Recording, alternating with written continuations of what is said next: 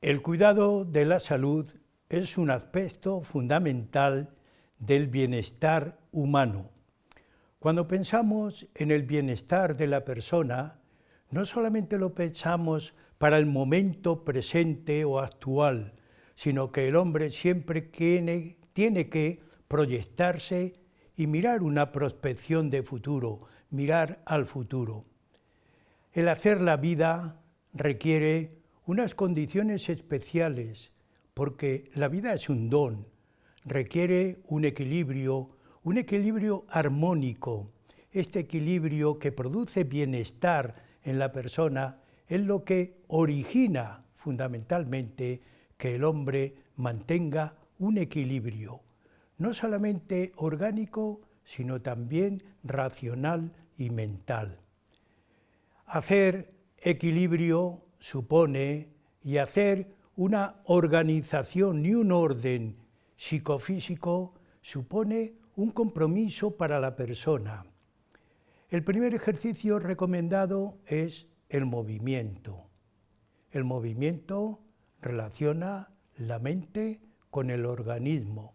Es posiblemente el mayor volumen de acción y de actividad que puede tener la persona humana para mantenerse en un estado, volvemos a repetir, de equilibrio, de armonía.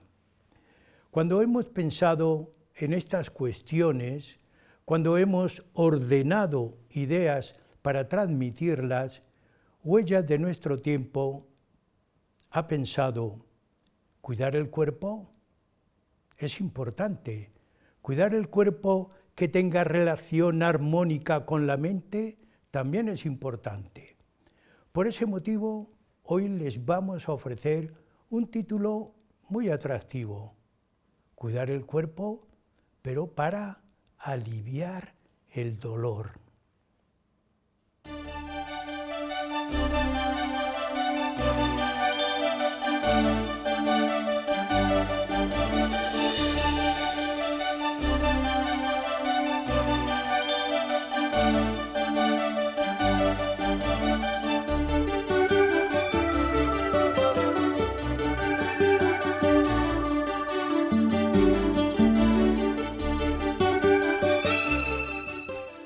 Cuidar el cuerpo para aliviar el dolor. Si nosotros recordamos, por lo menos a mí me llamó la atención en la lectura de un autor griego, Aristóteles, que dijo, la mayor victoria que puede tener el hombre es vencerse a sí mismo. Cuidar el cuerpo es beneficiar al cuerpo para que a la vez te beneficie a ti. El tema es muy atractivo, es un tema que se adecúa a cualquier edad, a cualquier momento de la vida de la persona, porque ese bienestar se consigue desde el propio ser humano. Para desarrollar el tema tenemos como siempre a un especialista. En este caso, un especialista joven, se trata de don Jorge Sánchez Infante Gómez Escalonilla.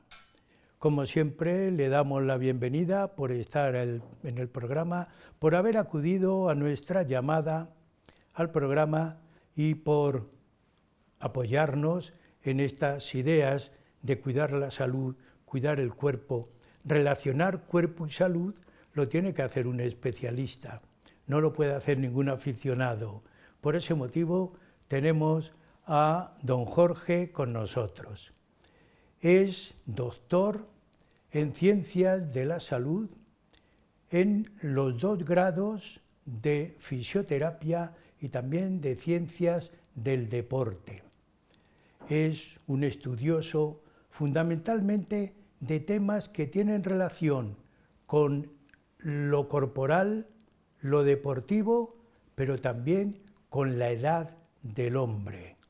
Le iremos preguntando a lo largo del programa cuestiones que son necesarias fundamentalmente para aquellas personas que van avanzando en edad y piensan, ya no puedo hacer nada, he llegado a mi término. Pues bien, amigos, por aquí va a ir la cuestión de nuestro programa. La primera pregunta, que es obligada, cuando pensamos en el cuidado del cuerpo, tenemos que pensar, ¿pero qué es cuidar el cuerpo?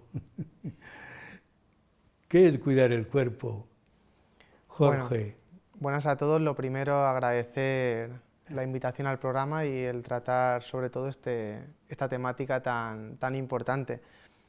Al final, cuidar el cuerpo, como bien has comentado, es un término muy amplio, porque si tú preguntases si cuidas tu cuerpo, yo creo que todo el mundo diría yo cuido mi cuerpo, pero habría que ver desde qué punto de vista le está cuidando cada uno. En la actualidad de hoy, por ejemplo, cuidar el cuerpo, muchísima gente se iría pues, hacia la belleza o hacia el cuidado de otros aspectos, pero como bien has comentado, hoy queríamos hablar sobre cuidar el cuerpo enfocado al dolor, a quien no nos duele algo, aunque seamos más jóvenes, seamos mayores. Entonces yo creo que es importante, y aquí entran muchísimos profesionales, como bien has comentado, desde lo deportivo, desde lo físico, incluso desde lo mental, hay que cuidar al cuerpo para aliviar esos dolores o por lo menos para también intentar disminuirlo y que tengamos una vida sana y una vida plena. El papel del movimiento, como bien has comentado antes, que es una herramienta muy potente que tenemos en esta sociedad y en particular mucho los fisioterapeutas, creo que hay que utilizarla y no pasa nada por ser más mayor, más joven o ser persona de mediana edad o la típica excusa de no tengo tiempo. Yo creo que es una herramienta muy buena para poder cuidar tu cuerpo y sobre todo por todo la traslación de tiempo que tenemos, en el que antiguamente los trabajos nos permitían o nos obligaban a movernos.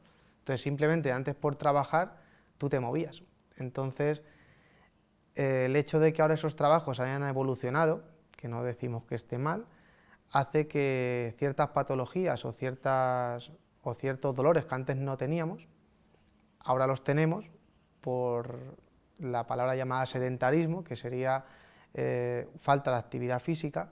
Entonces, esa evolución a los trabajos más sedentarios, más sentados, más de ordenador, más de otros dispositivos, hacen que aparezcan patologías que nos provocan dolor y que con movimiento o con ajustes que podemos hacer diferentes profesionales, pues puede aliviar y poder vivir un poquito mejor. Bien, has hablado de dolor. Cuando aparece la palabra dolor en una conversación, los que se están comunicándose se tocan en algún lugar del cuerpo. Oh, a mí me duele aquí, a mí me duele en el otro lado. Todo el mundo tiene dolor, pero dolor significa daño auténticamente. ¿Cómo desligar un poco? Es lo que yo quiero plantearte. ¿Cómo desligar el concepto dolor con el concepto daño?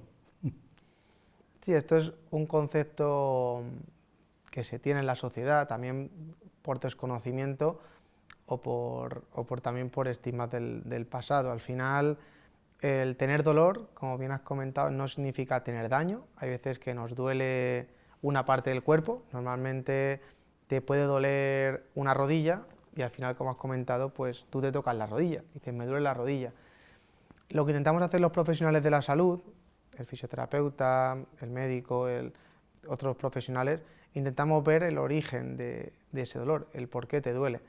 Entonces, a veces hay daño corporal, pues cuando te das un golpe, cuando tienes una lesión estructural, que puede ser una rotura de un ligamento, de un tendón, un mal giro, pero hay veces que aparece dolor y no tiene por qué tener daño estructural. ¿En qué nos basamos o cómo podemos decir, vale, y cómo sé yo cuando me duele, cuando tengo daño?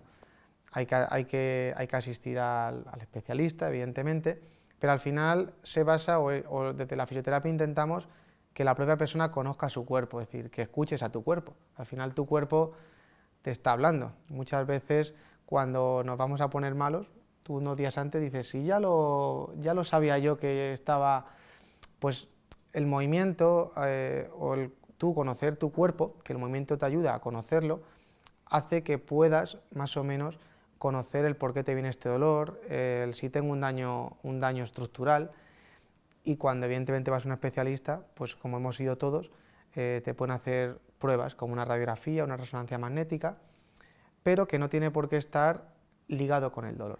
Sí. Eso pero puede ocurrir, Jorge, que aquí hay, en nuestra vida, hay un factor que no contamos nunca, que es la mente. La mente es como la alocada de la cultura humana. Como Dios nos ha dotado de razón y razonamos tanto, también racionalizamos el dolor. Ocurre eso mucho, ¿verdad?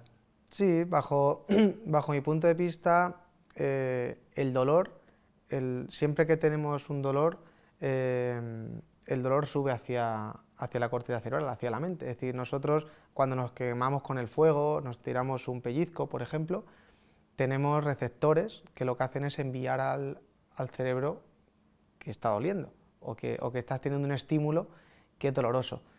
El cerebro evidentemente manda una señal, una orden de, oye, quita la mano porque te estás haciendo daño. Pues así funciona nuestro sistema. Nos puede provocar dolor, cosquillas, pero tenemos receptores que lo que hacen es enviar esa sensación. Por eso hay personas que hay estímulos que nos pueden parecer dolorosos y estímulos que a otras personas a lo mejor no les duele, sí, por esa información que se procesa. Entonces ahí sí que tenemos esa sensación en nuestro cuerpo. No es que el dolor esté en la mente, porque claro, dirías, esto es un poco muy abstracto, es decir, a ti te duele en la mente, pero sí que está todo relacionado y esos mensajeros, esa información viaja a través de nuestro cuerpo para poder procesar la información. Bueno, ahí tenéis un buen campo los especialistas, fundamentalmente en fisioterapia. ¿Cómo está la fisioterapia hoy? Porque a mí me parece que es una como ciencia muy actual, ¿no? Aunque como actividad sea tan antigua como el propio hombre. ¿Cómo está hoy la fisioterapia?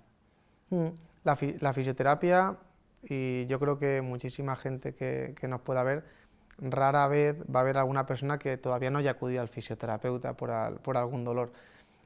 Volviendo a lo de antes del dolor, al final nosotros acudimos al profesional de la salud, al fisioterapeuta, al médico, a quien sea, nosotros acudimos cuando nos duele algo.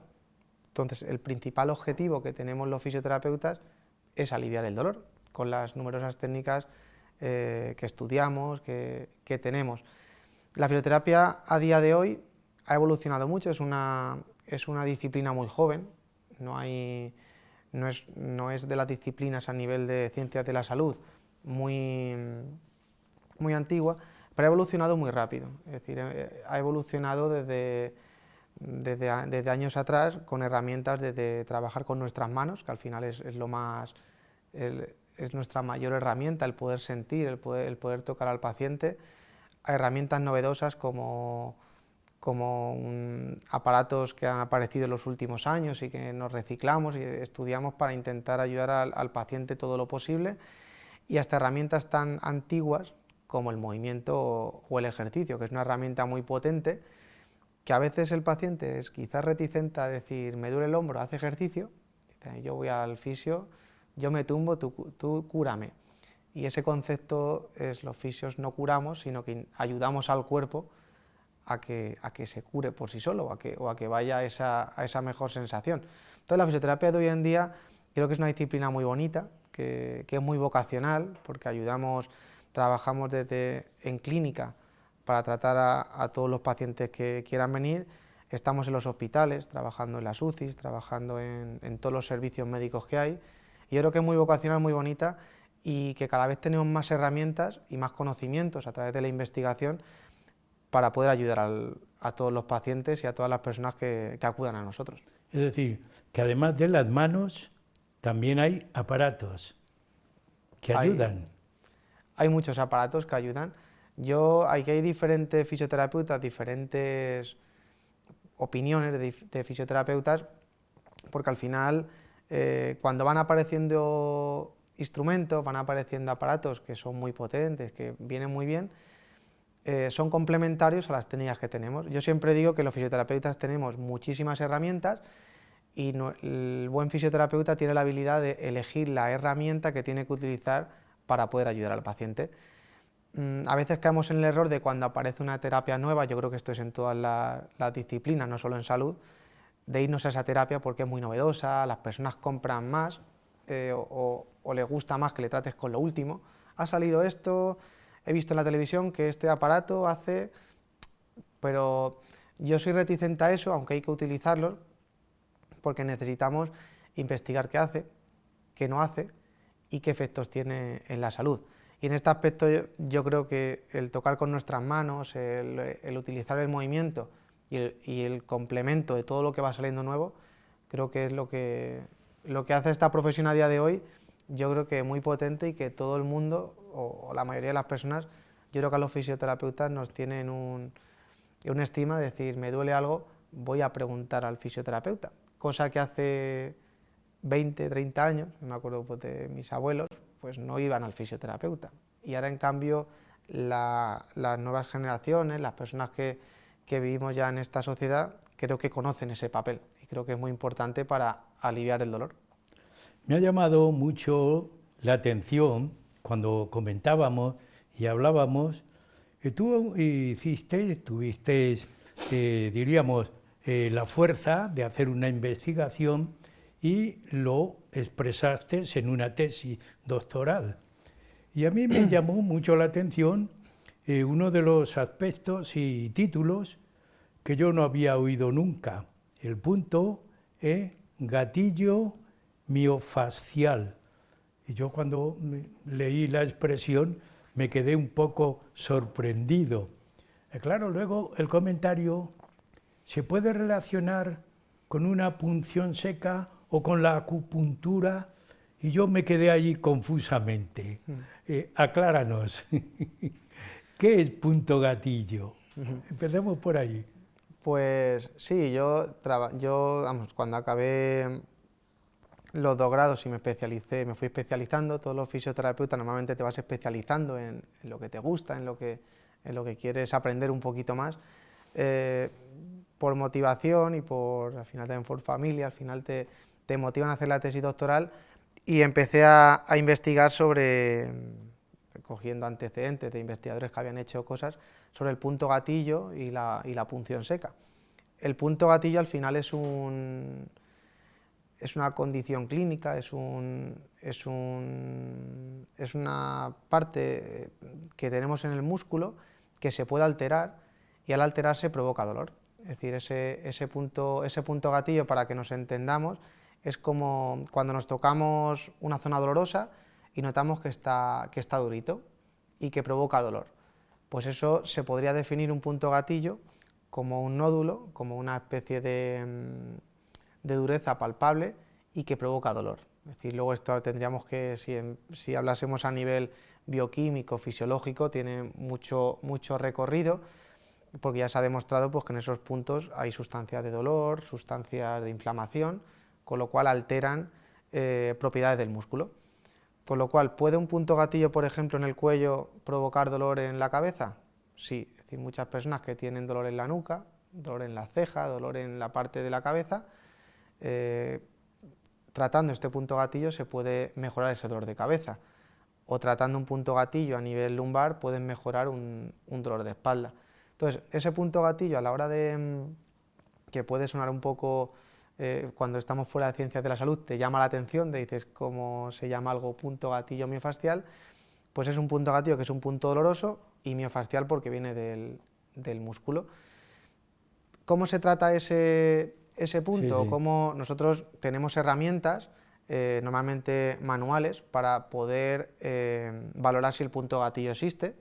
Y una vez nosotros vemos que hay puntos gatillos activos, que hay puntos gatillos que te están provocando dolor, tenemos muchas herramientas para poder tratarlo, desde masaje, desde presión, desde estiramientos, desde vendaje, tenemos muchísimas herramientas, pero la gold standard, que se llama en investigación, es decir, la más investigada o un poco la mejor, por si lo podríamos decir así, sería la punción seca, que no sé si la gente que nos escucha o si la han hecho alguna vez. La punción seca es una técnica que no es indolora, pero tampoco es súper dolorosa, aunque alguno que nos pueda ver dirá, pues a mí me la han hecho y me dolió mucho. Es una técnica en la que introducimos una pequeña aguja sin inyectar ninguna sustancia, y simplemente con el impulso mecánico que nosotros hacemos al entrar y a sacar la aguja, conseguimos que ese punto gatillo, que esa zona, que en principio tiene sustancias de dolor, sustancias bioquímicas que son, entre comillas, malas para esa zona, podamos liberar y podamos mejorar cómo se contrae, cómo se estira y cómo nos ayuda a movernos.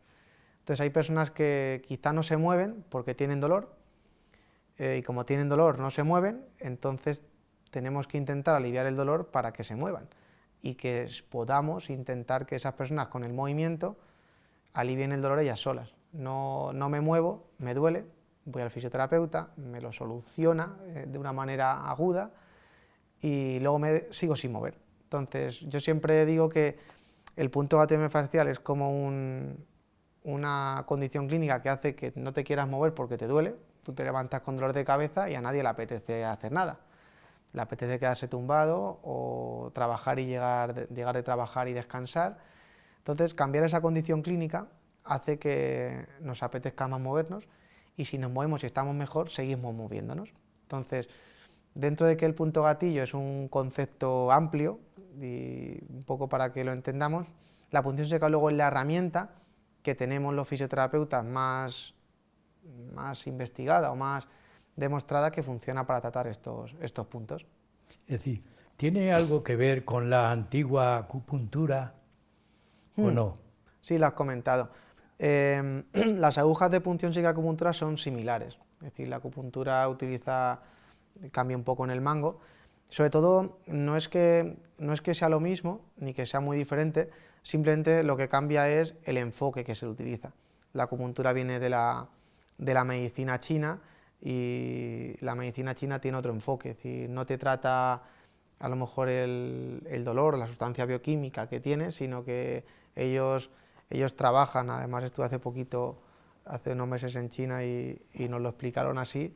Ellos tratan con meridianos, con factores un poco más abstractos, pero evidentemente la medicina china es la medicina más antigua del mundo. Entonces se basan en la acupuntura para tratar ciertas patologías, pero desde un punto más holístico, podríamos decir, un punto global del cuerpo. La punción seca es también trata el cuerpo de manera global, pero es más analítica. Veo un punto gatillo, le trato y cambio la condición de ese punto. Es decir, intento cambiar la condición de un punto que he visto que bioquímicamente tiene sustancias que no me interesan y biomecánicamente me está alterando el movimiento, con lo cual me está provocando dolor. Entonces eso es la diferencia, el enfoque que tiene. Es decir, tú tienes una misma herramienta, pero cambia un poco el por qué lo haces, cómo lo haces y cómo lo ejecutas. Es decir, ¿la acupuntura localiza también el dolor o no? La acupuntura es probable, y por poner un ejemplo práctico... Sí, es que yo te estoy insistiendo para aclarar los términos y no confundirlos. Sí, la punción seca, para un poco aclararnos, a ti te puede doler el cuello o te puede doler la cabeza, y tú vas a ver puntos que puedan dar dolor hacia la cabeza, y tú vas a tratar todos esos puntos. Pues dolor del trapecio superior, de lo que es el cuello, dolor del esternocleidomastoideo que está aquí en la parte delante.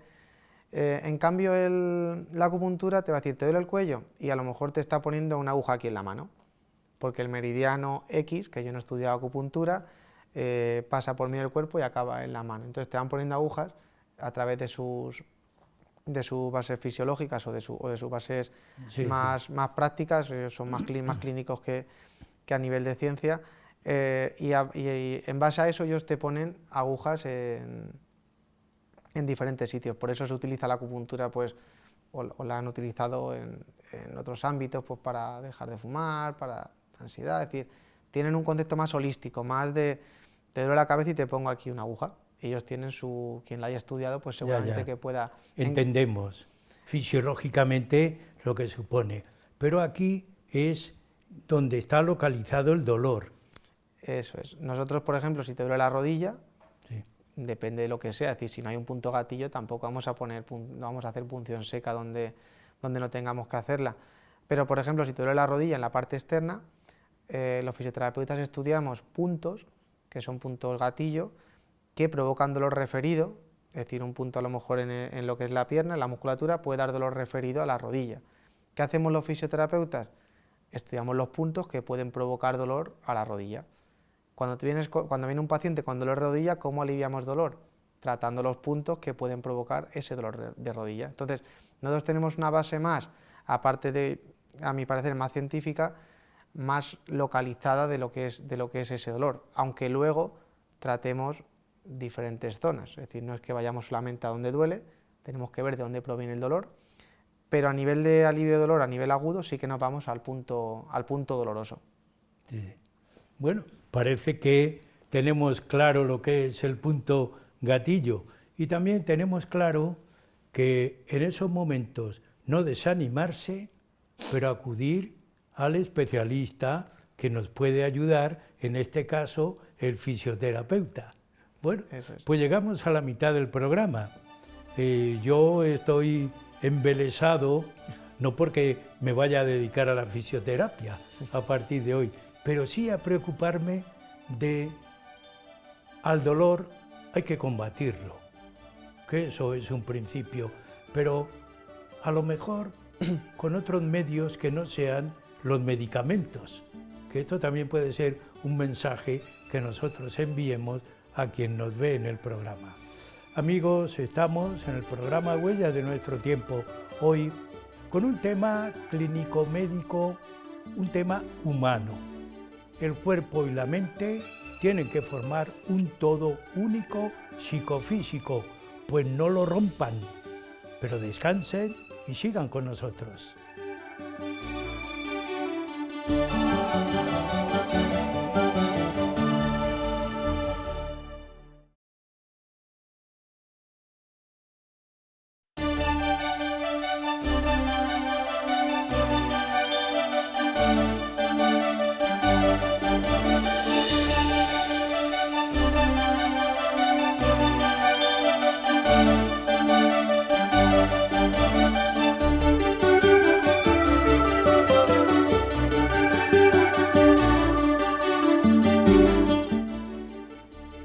La victoria más difícil de la persona es tener victoria sobre sí mismo. Cuidar el cuerpo para que el cuerpo te cuide. Dos lemas, por llamarlos de alguna manera, que tiene el programa de hoy, Huellas de nuestro tiempo. Cuidar el cuerpo para evitar el dolor. Está con nosotros un especialista en la materia, don Jorge Sánchez Infante Gómez Escalonilla, que es profesor universitario, profesor de la Facultad de Ciencias de la Salud en la rama o especialidad fisioterapia de la Universidad Francisco de Vitoria de Madrid y la Universidad de Castilla-La Mancha. En la primera parte le hemos preguntado sobre la fisioterapia y ha habido algo que a mí todo el tiempo me ha tenido distraído y con un punto de atracción a la vez, el punto gatillo, dolor localizado que el fisioterapeuta intenta suavizarlo, reducirlo y eliminarlo. Pues vamos a continuar. Ahora con el movimiento.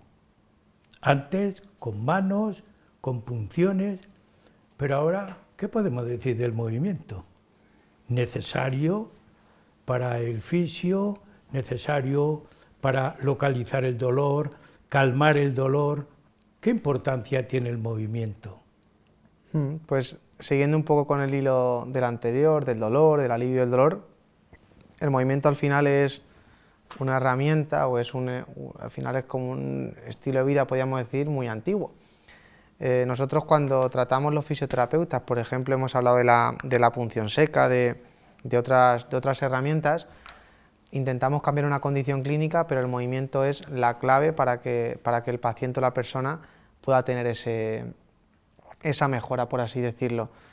Nosotros con nuestras herramientas no curamos, no sanamos, no tenemos una herramienta que sea milagrosa, pero nosotros con el movimiento intentamos que esa persona se escuche, tenga lo que llamamos una conexión de mente y cuerpo, y que podamos a través del movimiento educar a la persona a poder escucharse y a poder realizarlo.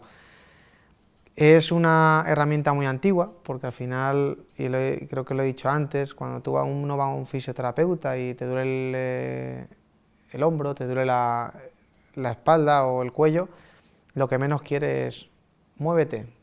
Y dices tú, bueno, pues muévete, es decir, no sé moverme, sí. Es como respirar, y cuando te enseñan a respirar, dices, bueno, si respirar es sencillo, yo respiro. Pero es enseñar a moverse al cuerpo. Al final el cuerpo tiene condiciones clínicas que lo que hace es cambiar el movimiento, alterar el buen movimiento, por así decirlo. Y un mal movimiento repetitivo provoca lesiones. Es decir, personas que trabajan sentadas con una mala postura, o personas que trabajan con un movimiento muy repetitivo en el día a día, de levantar peso o de otro tipo de condición, pueden provocar en su cuerpo alteraciones que puedan provocar dolor en el futuro. ¿Qué intentamos hacer los fisioterapeutas con el movimiento? Además de intentar ayudar a esa persona para que en un futuro se pueda mover sin dolor, prevenir muchas lesiones. ¿Es posible prevenir lesiones educando en movimiento? Es la clave de todo esto. Si nosotros estudiamos en fisioterapia, biomecánica, fisiología, anatomía, es para intentar con el movimiento, con nuestras herramientas, que no te duela. Eso sería el éxito de un tratamiento. Viene un paciente que no le duele, a que le enseñemos qué hacer para que no le llegue a lesionarse. Eso es muy difícil porque normalmente, y me incluyo, tú vas al fisioterapeuta o al médico o a cualquier profesional cuando te duele, si no, no vas. Entonces el movimiento ahí es una herramienta muy potente, que a mí me gusta utilizarla para prevenir, pero que también lo utilizamos para tratar, para evitar futuras recidivas, que son lo que nosotros llamamos, cuando a una persona le duele algo, le tratamos, mejora y dice, uy, me he quedado nuevo, lo has hecho muy bien, estoy perfecto, pero al mes o a los 2 meses viene otra vez que está igual. Eso es porque nos ha faltado el cambio en el buen movimiento o se nos ha escapado algo para poder que esa persona no vuelva en 2 meses. Y eso que se ha escapado es unos ejercicios que debe continuar haciendo, ¿no es así? Pero es más normal, por llamar un término muy genérico, que la gente tienda a ser sedentario. Pero hay que educar también desde la niñez y en la familia. Los centros escolares también debían ayudar aquí en este caso, que hay que estar en actividad física con más continuidad, moviéndose.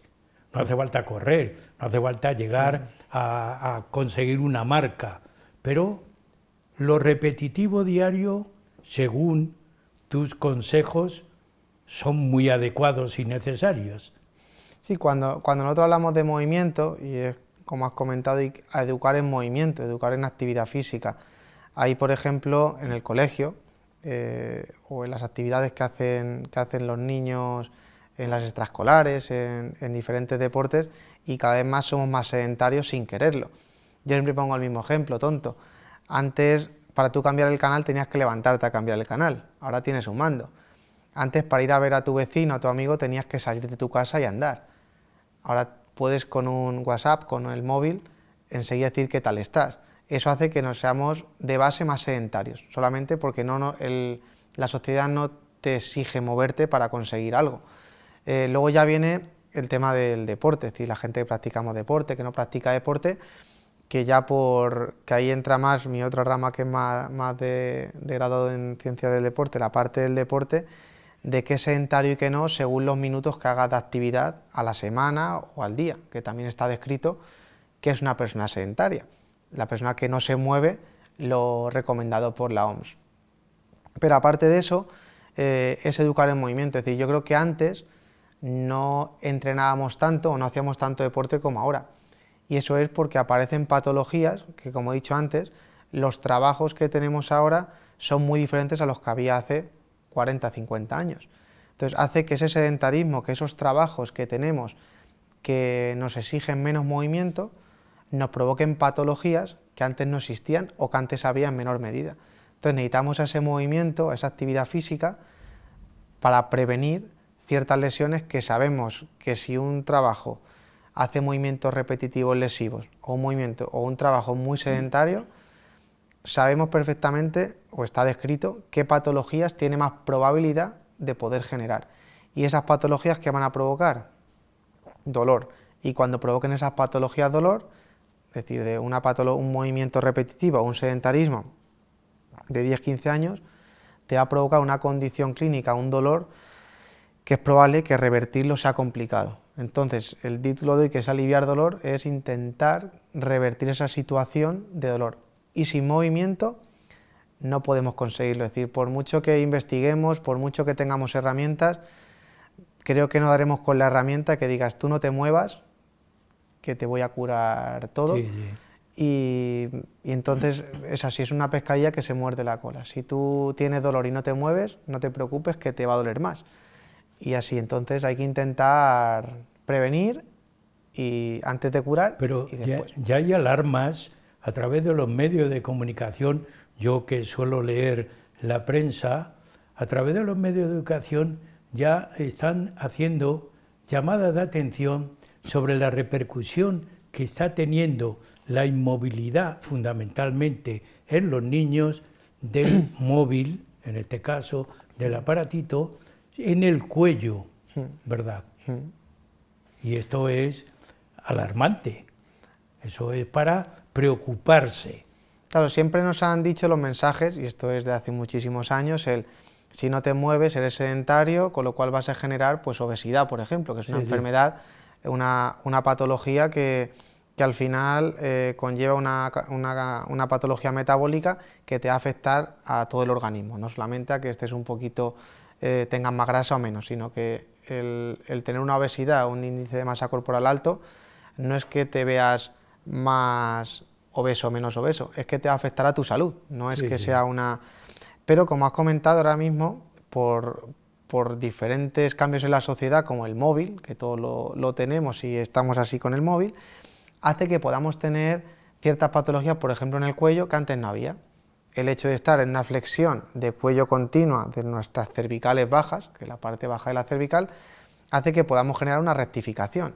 Esa rectificación va a afectar a los nervios que salen de esas raíces. Eso nos va a afectar, por ejemplo, a nuestros discos intervertebrales y las famosas hernias y protusiones que podamos tener. Y eso nos va a afectar a nuestro dolor de los brazos, por ejemplo, según la raíz que nosotros alteremos. Entonces, hay patologías que antiguamente no teníamos o que teníamos en menor medida y estamos generando otras, por ejemplo, como has comentado, el dolor de cuello por la utilización del móvil. Cuando una persona mayor, una persona de 40, 50 años, no es que sea mayor de edad, pero ya está formada y utiliza el móvil, es menos peligroso que una persona o un niño que está en formación esté utilizando esas posturas, porque está generando un crecimiento anómalo al final de su cuerpo, y el niño o la persona en crecimiento necesita moverse, necesita esa actividad para intentar que esas articulaciones, esa musculatura esté activa, esté bien. Hay otro factor que a mí me llama mucho la atención cuando yo camino, que es la respiración. A mí me parece que hay que saber respirar. ¿Podríamos utilizar esa cuestión? Hay que saber respirar para andar, hay que saber respirar para correr, hay que saber respirar cuando estamos hablando también, Eso cuando es. estamos leyendo. No sé si nos damos cuenta de ese término. Sí, al final la respiración es como un chiste o en una actuación que vi hace tiempo que decía, ¿cómo que no sé respirar? Si llevo respirando 40 años, tan mal no lo estaré haciendo. Sí. Pero es verdad que para ciertas actividades o ya con el envejecimiento, da igual que tengas 50, 60, 70 años, va a hacer que nuestra respiración cambie, es decir, que nuestras estrategias de respiración cambien. Nosotros tenemos musculatura que nos ayuda a coger aire y a expulsarla. Esa musculatura con el tiempo se va deteriorando. Al final es inevitable que con la edad esa musculatura, nuestra fisiología, se vaya deteriorando, al igual que la fuerza, al igual que otros aspectos físicos, aunque tenemos herramienta potente como es el movimiento para poder disminuir esos efectos. Nosotros, por ejemplo, en una investigación ahora reciente estamos entrenando la musculatura respiratoria, es decir, tú coges aire y estás diciendo a tus músculos que se contraigan para coger aire, con lo cual si tú entrenas esa musculatura vas a coger el aire mejor, es decir, vas a coger más aire. El aire es importante porque es de donde captamos el oxígeno, es decir, si nosotros somos capaces de coger más aire, nuestros procesos fisiológicos de todo el cuerpo van a ir mejor, eso es inevitable. Si nosotros conseguimos echar el aire mejor, vamos a tener más espacio para coger más aire. Entonces, en nuestro estudio, por ejemplo, ahora mismo lo hemos hecho en nonagenarios, en personas mayores de 90 años, en cómo esas personas, trabajando sobre la respiración, pueden mejorar pues, la velocidad de la marcha, el andar más rápido, pueden aguantar andando más tiempo. Si aguantan andando más tiempo, su musculatura va a estar más activa. Si consiguen no cansarse al levantarse de la silla de ruedas para darse un paseo, se van a querer levantar más veces. Tú, una persona mayor, que además a mí me encanta trabajar con mayores, cuando una persona mayor ve que no puede levantarse, no se levanta más. Si tú trabajas con ellos con movimiento, la fuerza, la respiración, y les enseñas un poco a utilizar esas estrategias para coger aire, el hecho de que una persona no se levante y tú con enseñarle a respirar, enseñarle un trabajo de fuerza, consigues que se levante 2 veces, ya le estás dando vida a esa persona. Si se queda sentado, se queda apagado, al final hay un movimiento que no hace porque no puede hacer. Entonces, el respirar hace que, o el enseñar a respirar, o no enseñar, sino trabajar esa musculatura respiratoria, hace que una persona que no hacía algo antes lo haga, con todas las implicaciones que tiene, no solamente por el hecho de coger aire. Muy interesante, sobre todo para los principiantes y corredores. También. Yo a todos los corredores que veo cuando camino, les llamaría y diría, ve al especialista y que te diga cómo debes correr, cómo debes llevar los brazos, las piernas y la respiración. Sería muy útil, ¿verdad? Los fisioterapeutas al final nos nutrimos y no es que queremos que vengan a la clínica a tratarlos, de deportistas amateurs, de como dices, que empiezan, no van a un profesional a que le enseñe pues, a correr, a jugar al pádel, a ciertos deportes que al final son muy lesivos, pero nos pensamos que bueno, vamos a jugar un partidito.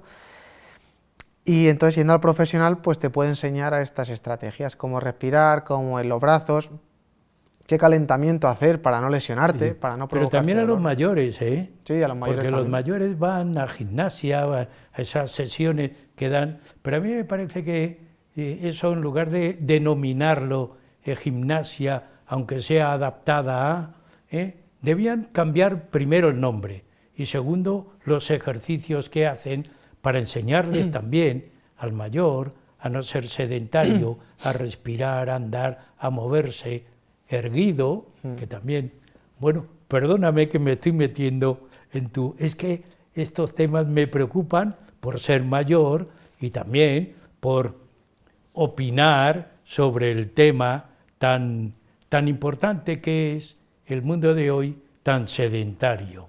Sí. Y eso nos debe preocupar a todos. Pero de la respiración vamos a pasar a la necesidad que se tiene de información, de asesoramiento, de tratamiento del dolor sin acudir al medicamento. Otro tema de batalla vulgarmente expresado que tenemos. Enseguida, la medicina. ¿Qué pasa con esto, Jorge? Eso es, al hilo lo anterior, gracias a la sociedad actual, cada vez tenemos más profesionales. Antiguamente, pues a lo mejor si tú te querías mover, no podía, ¿dónde voy a moverme? Voy a hacer deporte, voy a salir a andar. Actualmente, ¿qué ayuntamiento o qué gimnasio no tiene profesionales de las ciencias del deporte, profesionales de las ciencias de la salud, profesionales fisioterapeutas, psicólogos, etcétera, para poder apoyar a personas que quieran empezar a hacer ejercicio? Yo siempre digo que no es tarde para empezar ejercicio, puedes empezar con 60 años, con 50, con 65, con la edad que quieras. Lo importante es que un profesional te lleve. Al hilo de todo esto, al final el movimiento es la herramienta más barata y más eficaz que existe para tratar ciertas patologías. Evidentemente no con esto quiero decir, o se quiere decir, que no te tome la pastilla y hace ejercicio, para todo, es decir, eso no, porque hay enfermedades que necesitan de medicación, eso es así. Pero es verdad que hay medicaciones, y están demostradas científicamente, que si nos moviésemos un poco más, si intentásemos hacer ejercicio regularmente, si intentásemos ir a un profesional para que nos paute ejercicio, podríamos disminuir ese dolor que hace que te provoque el tomarte un medicamento. Si tú ahora mismo estás tomando 3 pastillas para calmar dolor en una rodilla, por ejemplo, y cuando empiezas a hacer ejercicio a los 2 meses, haces ejercicio, el fisioterapeuta te trata con sus herramientas, y a lo mejor dices, pues estoy igual, y tú le dices, ¿cuántas pastillas te estás tomando? No, pues ahora me tomo menos.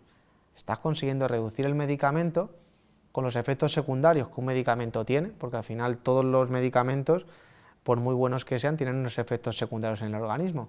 Entonces tú eres capaz de reducir la toma o la ingesta de medicación aplicando una terapia tan sencilla, tan que no te va a hacer daño al cuerpo, tan buena como es el movimiento, pues al final yo creo que es positivo para esa persona que de tomarse 10 pastillas, 12 al día, se está tomando 8, pues esa persona yo creo que va a estar más saludable. Siempre, como he dicho antes, si tienes que tomarte una pastilla porque el médico te la ha tomado, pues evidentemente te la tienes que tomar. Pero, por ejemplo, está demostrado la pastilla de la tensión arterial, pastilla de, pues, por ejemplo, cuando tienes enfermedades metabólicas. El hecho de que tú hagas ejercicio y cambies esa condición clínica hace que esa toma de pastillas o esa ingesta pueda disminuir. Y eso al final, tanto a los médicos como al paciente, les interesa porque hace que esa persona esté más saludable al final. El no tomar, yo creo que a nadie le gusta tomarse pastillas por tomárselas. Entonces, intentamos ayudar a esas personas a través del movimiento. Y muy interesante y muy importante, el dolor crónico. Personas que aprenden a vivir con dolor, que hay muchas personas que aprenden a vivir con dolor. ¿Me duele el hombro? Nada, pero me duele desde hace 15 años. Se puede intentar un poco. Y cuando me duele mucho la cabeza, ¿qué hago? Claro. Un analgésico.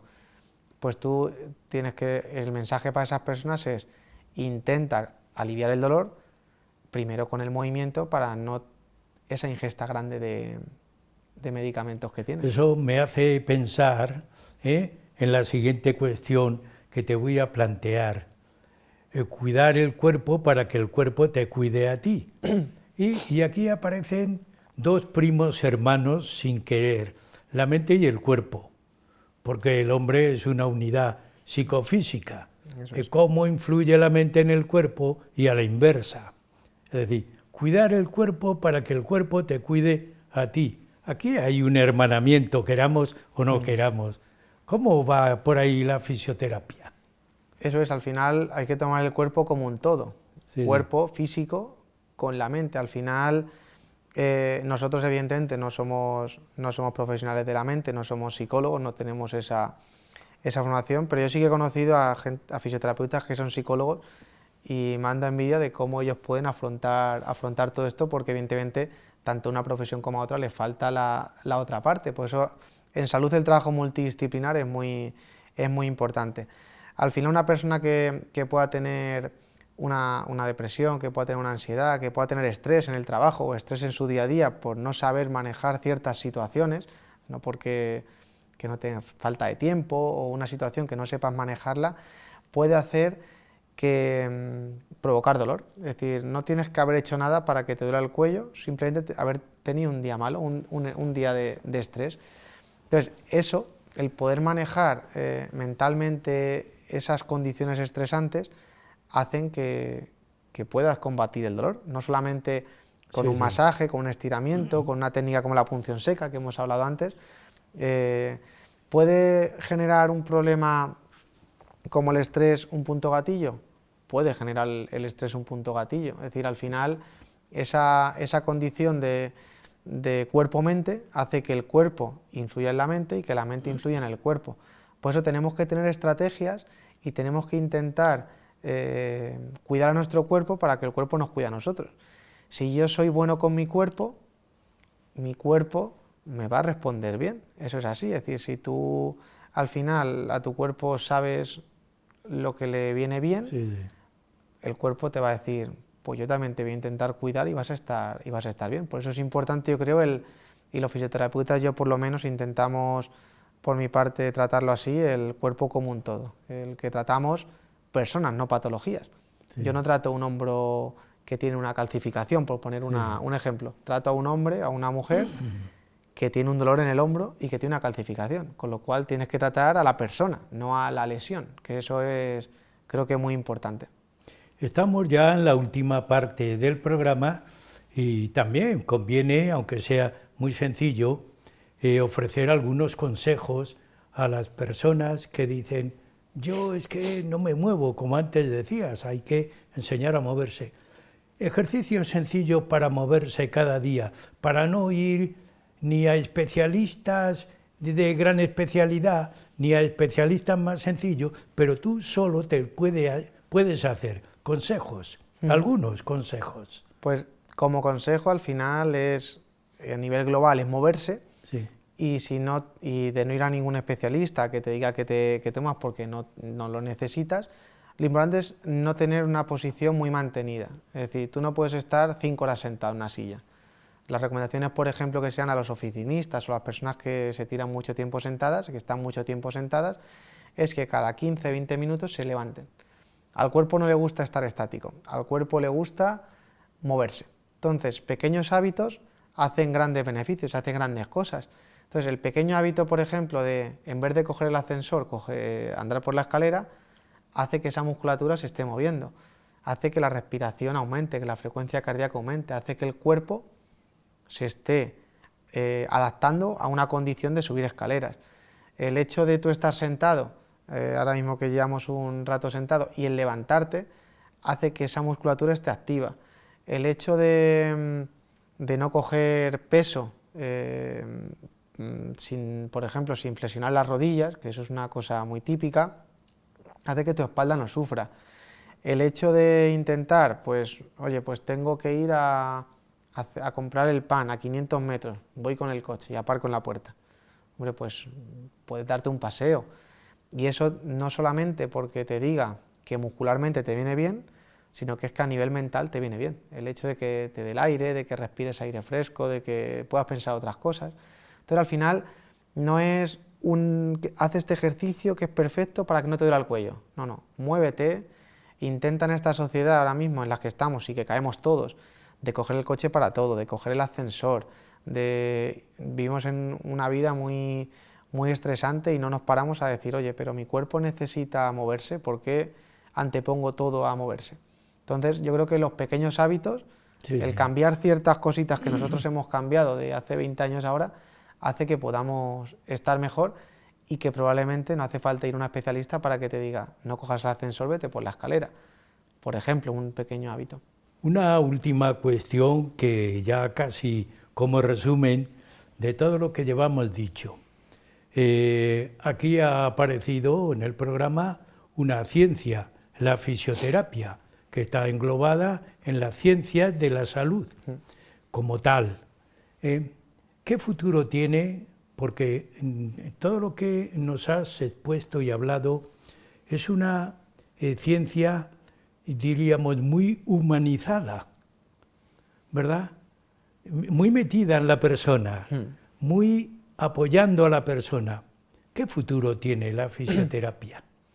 Nosotros, es decir, a nivel de investigación, nosotros la fisioterapia ha evolucionado mucho en la investigación. Antiguamente, hace muy poquitos años, no había casi doctores en fisioterapia. Es decir, es así. De hecho, por ejemplo, de los primeros catedráticos que había aquí en Castilla-La Mancha, hace muy poquitos años. Eso quiere decir que es una ciencia muy nueva y que se está investigando mucho para avanzar en la fisioterapia, para saber qué herramienta utilizar para cada patología y cada persona.